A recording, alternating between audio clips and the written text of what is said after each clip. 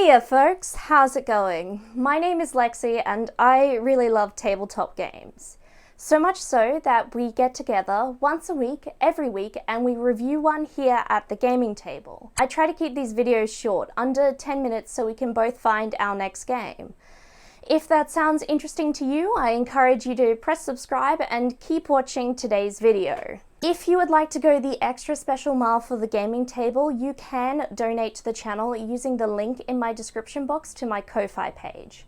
All donations go straight back into the running costs of the channel, so it is deeply appreciated.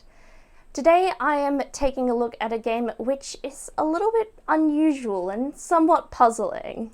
This is The Clay That Woke by Paul Chege. I will say this right now, the contents of this manual are not child-friendly. There's a lot of mature themes to the game manual and its story. The world of this game is introduced through stories. To summarize, a long time ago, some infant minotaurs were pulled from the river Mud. Today, their descendants live in the city. They're treated as a second class and often work in undesirable jobs for very little pay. To cope with this, the Minotaurs have developed a philosophy called silence. There's a lot of mystery around the Minotaurs. They're all male, and if a Minotaur has a child with a human woman, that child will be a male Minotaur. There also seems to be a strange madness that can overcome a Minotaur, and he has to either escape the city or be killed.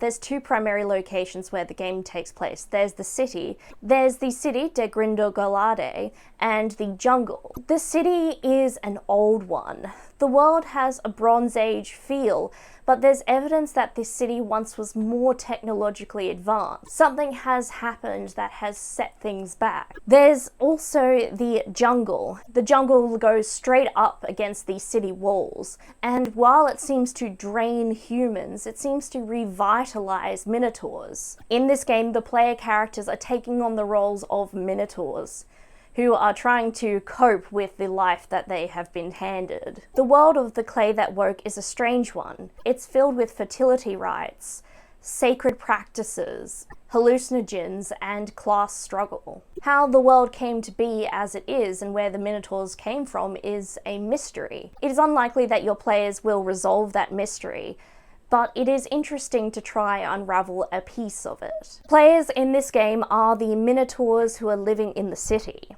To build a character, you first have a look through some different archetypes. There's the leader Minotaur, the philosopher Minotaur, the advocate Minotaur, and the soldier Minotaur. Each of these Minotaurs have their own strengths and certain things that they are better at than others. You don't get access to all of the skills in the game when you first create your character. The resources I'm speaking about are the tokens that you use to play this game. There's about 11 different types. Some types of Minotaurs are going to have access of more of one type of token than the other, and some Minotaurs don't start with any tokens of a particular type. When you come across a point in the story where you are uncertain how it's going to play out, you decide what's going to happen using an oracle. This oracle is created by placing tokens in an opaque container and then having the player reach into it to draw a token out. Game Master, who's a referee, is the one in charge of creating this oracle, and depending on what kind of situation the characters are in, they might favor one type of token over another.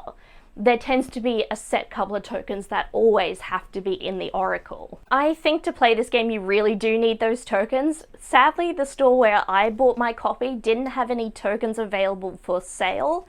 I'm wondering perhaps if I could get them printed on cardstock, or if there's an easy way to get them to Australia. This is not a conventional tabletop role-playing game manual. The book is presented almost with a postmodern stream of consciousness style writing. You won't find a chapter that is dedicated to items or inventory. You have to piece together the world of The Clay That Woke by reading through different passages that give you short stories about a Minotaur and what they are facing. On one hand, this writing choice is certainly intriguing.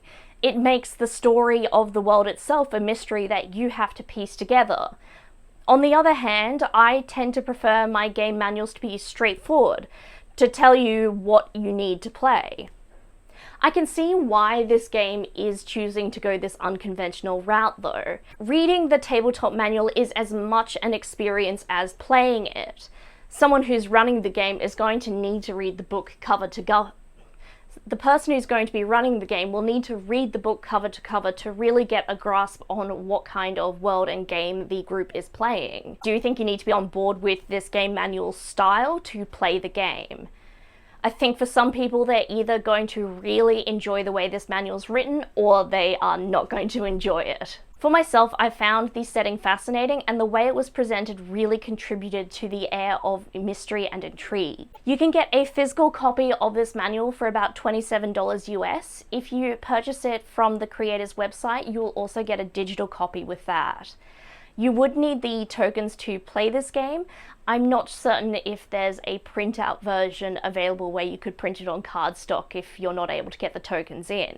I will link the website in my description box. The Clay That Woke is a weird tabletop manual.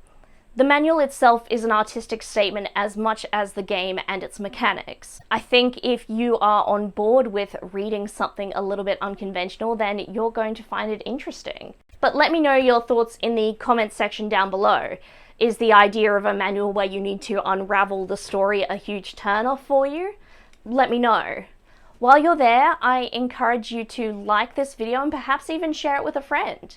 If you want to stay up to date with the gaming table, you can subscribe and turn on notifications. That way YouTube will tell you when I've next uploaded. Interacting with these videos is a huge help. It gets them more attention on the sea of the algorithm and brings more people to the gaming table. If you would like to go the extra special mile for the channel, there is a link in my description box below to my Ko-Fi page where you can donate to the channel. All of the donations go straight back into the running cost of the channel, so I really appreciate it. I want to thank you all for watching and discussing the Clay That Woke with me. I hope you're all well, and I look forward to seeing you next time at the gaming table. Bye!